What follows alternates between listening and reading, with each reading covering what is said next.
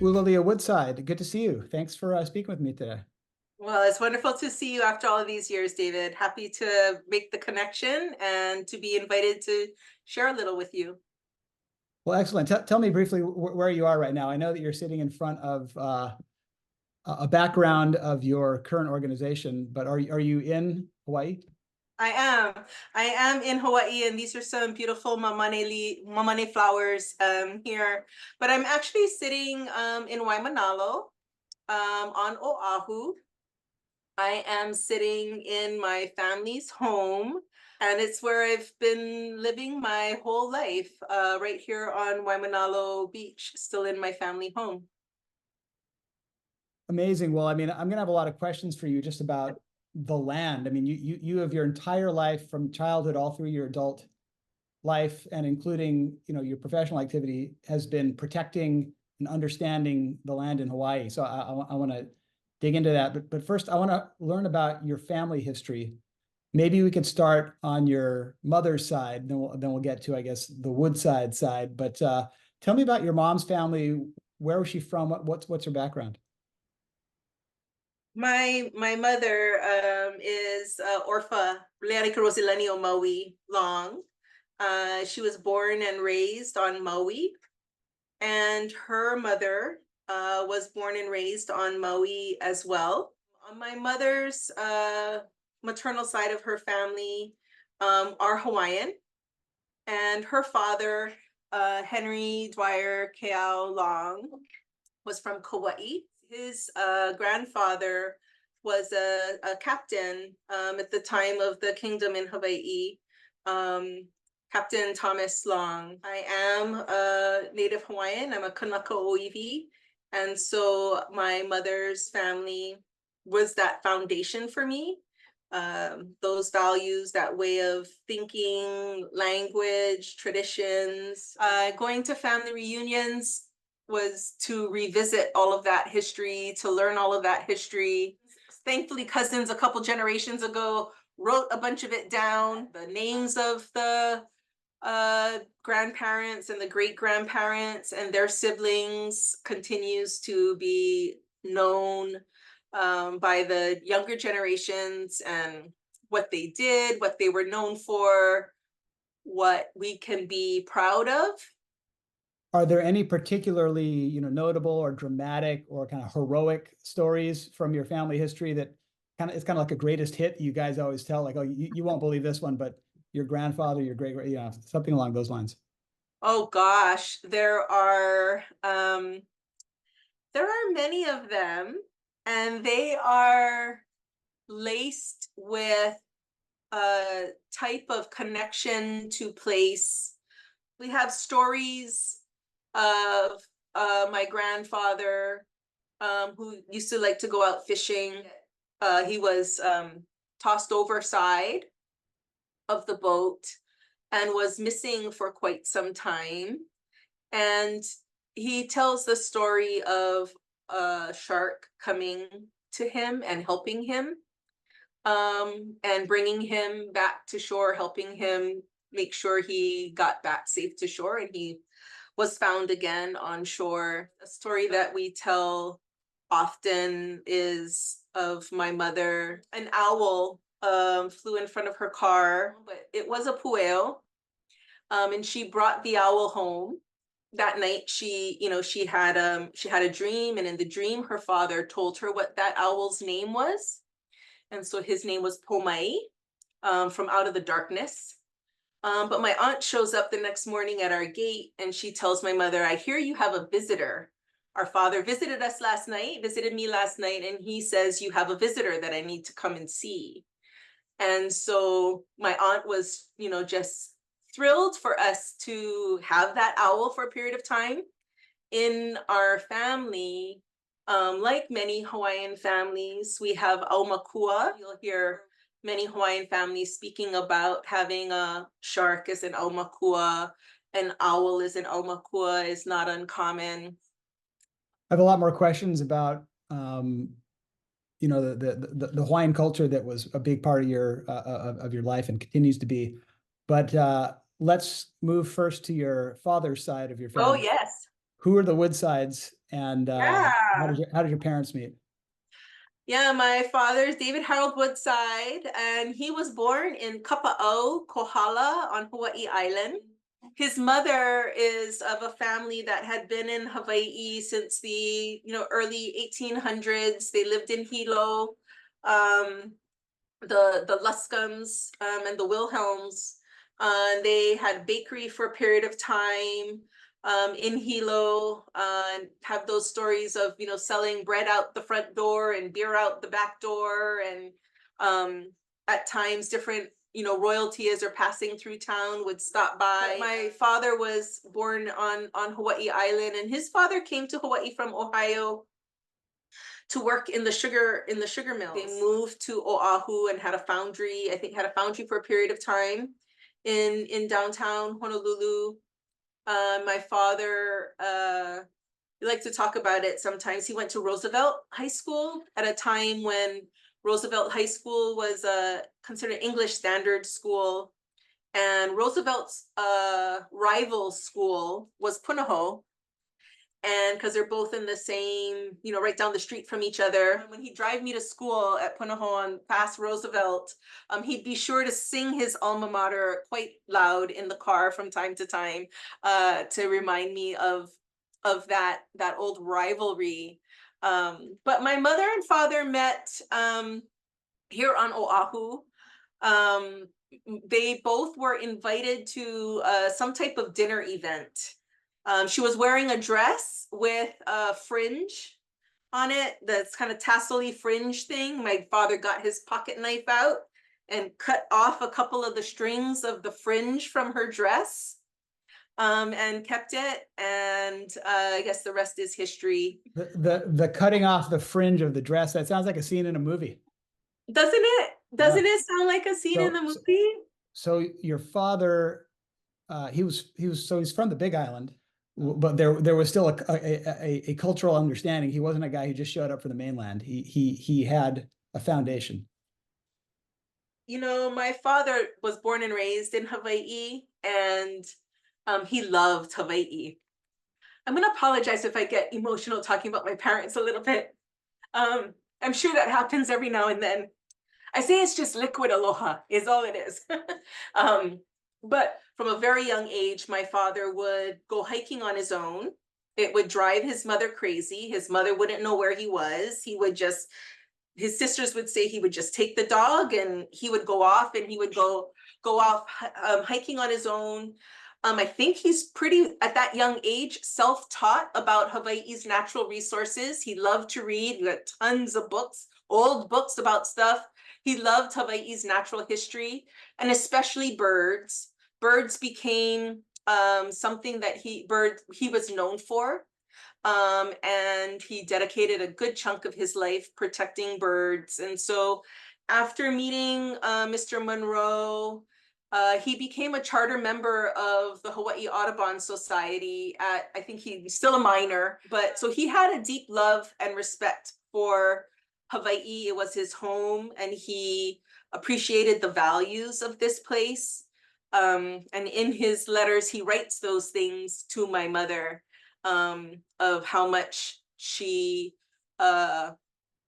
inspires him, or how much he appreciates her connection to this place, and how that's such a fine match for his love for this place as well. Well, let's fast forward to you. What kind of a home did you grow up in? I think I had a really, really unique upbringing and childhood. My mother was married before she was married to my father. And so I have one sister who's 19 years older than me, and I have another sister who's 20 some odd years, 23 years older than me. My oldest sister's friends used to call me minus 20, 23 or something like that. I think my siblings were shocked when their mother let them know that she was pregnant. I think they were quite shocked by that. My parents were also older for the time, not so much now, but they were older when they had me. My mother was 44 and my father was 46. People invariably would say like, "Oh, is that your grandmother? Is that your grandfather?" And I'd be like, "No, that's my mother, that's my father." And at times maybe that didn't always feel that positive. But what it allowed me to have is anybody who's been able to be raised a little bit by their grandparents, there's a different relationship. There was a lot of what would be considered grandparent wisdom. So I went everywhere with my parents, board meetings, civic club meetings, association meetings. I had a very unique upbringing in my home in Waimanalo, being right on the beach, being able to learn about all of those different species, learn about all of those different plants. From a young age, I knew the difference between what was a native and non-native bird, plant, etc. Those types of things ended up getting me into trouble in school from time to time. Why would knowledge of the natural world get you into trouble? Right? You would think. But when your teacher is saying, like, oh, well, here's these birds, these are the Hawaiian birds, and I'd be like, well, actually, minas and doves and bulls and cardinals are not birds of Hawaii. They've been introduced, and these are actually native birds. These are actually the Hawaiian birds that, teachers are just not so much into that. Being schooled by a student, they're not into that? No, we got an assignment in class to create a canoe. The assignment was to create a canoe. And so what my father did was he got out Peter S. Buck's book on canoes, and we looked up all of these different Polynesian canoes. We looked up what they look like. He made me learn all the different parts of a canoe. I needed to learn all of the different woods that go into making the different parts of the canoe. And I got a really bad grade for it. There was the A student had kind of taken a bar of soap and had, with their own hands, dug out a canoe shape. Well, maybe you got a low grade, but you got a superior education. And I'd also rather ride in your canoe than in the bar. In the dial soap one, or it might have been Irish Spring. I don't remember, but it was like I remember as a kid. I was so young at the time. I remember looking at it and going, "It's not even the right color." That of course got me into trouble as well for like saying somebody's canoe wasn't the right color. But anyway, yeah. When you were spending time, especially with your mother's side of the family, were people speaking Hawaiian? Like what was the atmosphere like? Were there big family gatherings? Kind of put us in the setting. Oh gosh. My mother is one of 15 children. And so growing up, being with family was a lot of fun and a lot of connection. Lots of music, lots of hula, lots of storytelling, lots of really great food, where different aunts and uncles had certain expertise and talent and skills, having certain uncles that are really the best at imu and digging the imu, making sure the pig goes in at the right time, all the other good stuff goes in, that it comes out at the right time, that it's super delicious, and that uncle knows all of those things, passes that on to their children. The aunt that knows how to make this particular dish and that particular dish and has the connections in order to get, whether it's the opihi or the opai or where you do that. The uncle and the aunt who carried on my grandmother's tradition of enjoying and loving slack key guitar. And so that would come out at some point in time, and guitar, and the other uncle that plays bass all the time, and my mom on the ukulele, and my other aunt on the guitar. And there's a songbook of the long family songs. Hawaiian language was not the dominant language that was spoken by everybody, but it certainly was there. It was the language through which we talked about everything that we did. So maybe English was the grammar that held it together a little bit, but all of the other words inside of there were Hawaiian. Certainly the aunts and uncles growing up, when they did not want the younger generations to totally know what they were talking about, some of them might slip into Hawaiian. And when you were there and you would listen to maybe aunts and uncles speaking to each other, either completely in Hawaiian or, throwing in Hawaiian words, were you understanding most of it? My mother would speak Hawaiian to me at home from time to time. And the hula is, doing something that your hands are also making the motions of what those words are, gives you another sort of set of vocabulary. So yes, there was I think there was that component. And then my mother enrolled me in what might have been sort of a precursor to the immersion program. So there was a summer program for a period of time that was Hawaiian language based. So that was something I was able to participate in as well. My mother, even in her adulthood, continued to take Hawaiian language classes. She also took chanting classes. So that was pretty regular around the house. I know that you grew up in Hawaii in the 70s, and in the 60s and 70s was the Hawaiian Renaissance, right? What was that experience like for your family? Do you remember it being, talked about, and so how did you experience it? It has to do with the Polynesian Voyaging Society. My father loved the idea of hokulea. He loved what it became. And he was really fascinated and a supporter of hokulea. So I've got so if hokulea was around, we were definitely going down to the docks to just look at hokulea. And then he also took me to the departures. So I'm somewhere in those pictures of thousands of people at Kualoa.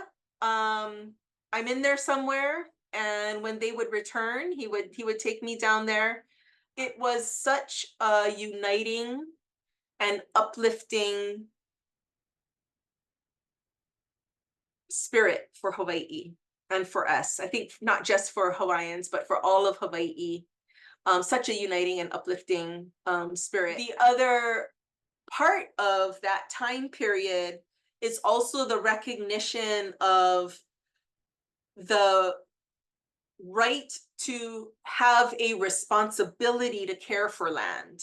We have a common understanding of the right to own, the right to use, but the right to have a responsibility to care for the land isn't common in our usual understanding of Western land tenure. And so around those same times when community members were going to Kaho'olawe and were raising awareness that maybe the live munitions bombing of an island might not be the best thing to do. And so that movement was also happening. My sister was an early member of the Protect Kaho'olawe Ohana.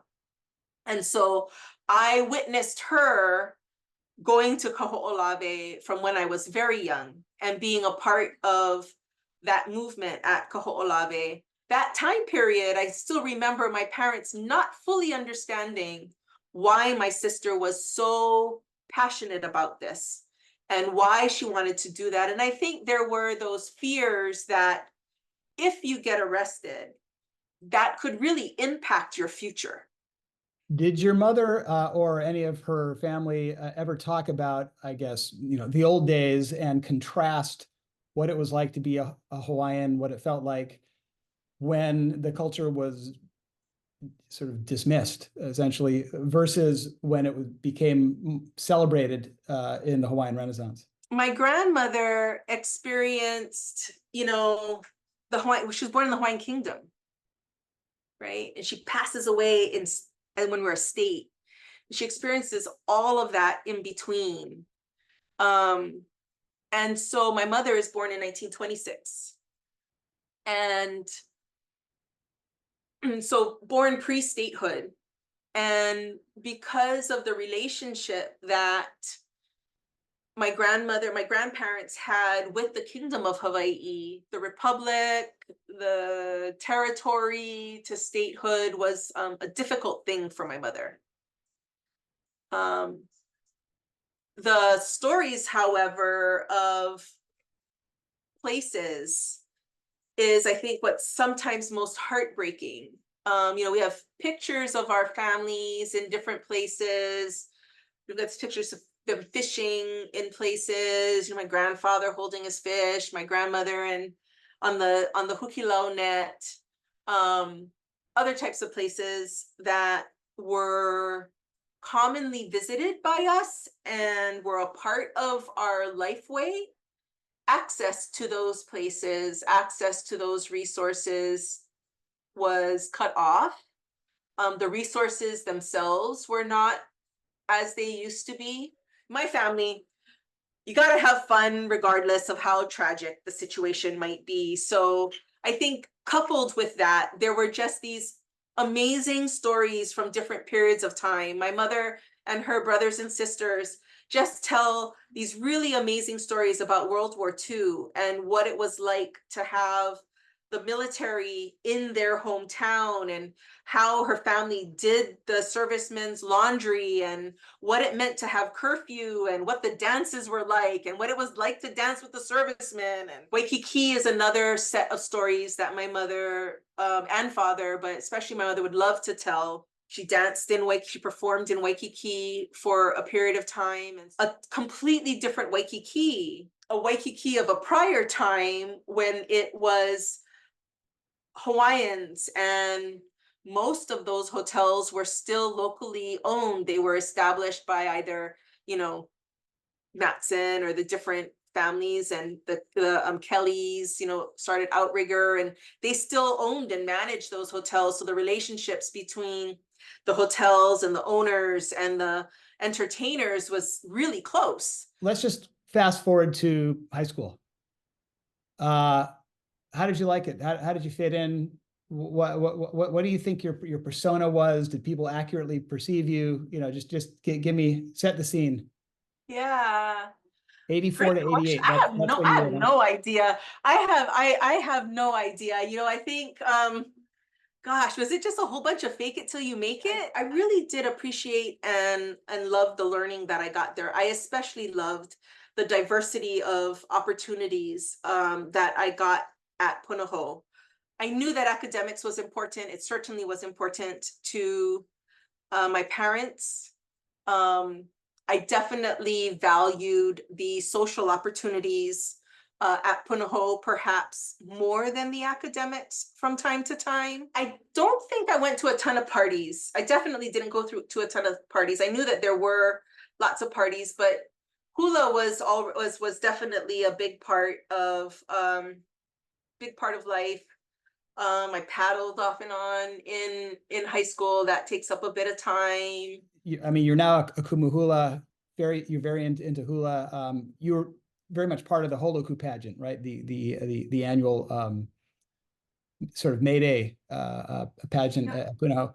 What was your highest height as far as Holoku? What's your best memory? Just paint the picture. Oh gosh, that's that whole time period is just such an incredible memory for me. But just being able to experience how much this meant to Mr. Eldridge, and how much he communicated and conveyed what this means to us as a people, and what we are representing, and what we're upholding, and the traditions that we get to be a part of. That all felt like a really important responsibility, but it just felt like an amazing system to be a part of. So in senior year, your classmates voted you queen of the Holoku pageant. What did that mean to you? What did that mean to your mother? What did that mean to your parents? I still remember my mother taught me the dance that I did for tryouts. and I remember it was rough. She had a lot of corrections and a lot of, and really instilling, you know, if you're going to do something, do it well, right? And she really, really wanted to make sure, if we're going to do something, we do it well. And same for the actual holoku pageant that they actually have a pretty big role in. Parents have this role that they got to take care of a bunch of stuff, make sure that it gets done. They have a role in the pageant too. And I think it provided them an opportunity to maybe see me as a part of Punahou and engage in that way. It was a positive experience for them, and I think they were proud to be able to support me in that and to support Punahou in really reflecting an important part of our culture and traditions. Do you remember the Roosevelt song that your dad sang to you to troll you while you were driving past Roosevelt? And can you sing it? Definitely can't sing it. I'm not very good at singing. I can chant really well, but I'm not very good at singing. Okay. Partly I think because, you know, when you have so many great singers in your family, if you're just like slightly not that great, they let you know you're not that great. But just this past weekend, we were at Dave & Buster's has this like Pauhana Fridays on their roof deck, and they have Hawaiian music, and they were giving away shirts, and they were asking this question, and it was the next lyrics in this song that this guy, he sang the first line and he was looking for the next lyrics, and nobody knew what it was, and he was trying to give a shirt away, and of course I knew the next line. And so I said the words, and he's like, no, you can't just say the words, you actually have to sing. And I was like appalled, but it was awful, but I got the shirt anyway. What song was it? Papalina Lahi Lahi. And what was the line? He did the He aloha wau ya oela, and I said ko papalina lahi lahi was the next line. Not gonna sing it for you, David. Sorry. What does it mean? It says here is my affection and my love for you and your delicate cheeks. Sounds like music. I'm impressed. All right, well, Ulalia Woodside, it's been so fun talking to you. And it has been fun talking with you too. We'll have to do a part 2 because there's a lot more to learn, but I got to let you go. You have to protect the environment, and so I need to let you get back to your work. I really want to thank you for doing this project, David. I wasn't quite sure what it was, but as I listened to the other interviews that you did, and this kind of really unique time period that we grow up in, those 70s to the 80s, and then also we had such a unique class. Sometimes I look at all of our classmates and I wonder what a social experiment that was, where we are all from and all of that. So I appreciate that you have an interest in us and our stories and want to capture them. Have a nice evening. It's late for you. Thank you very much. Aloha.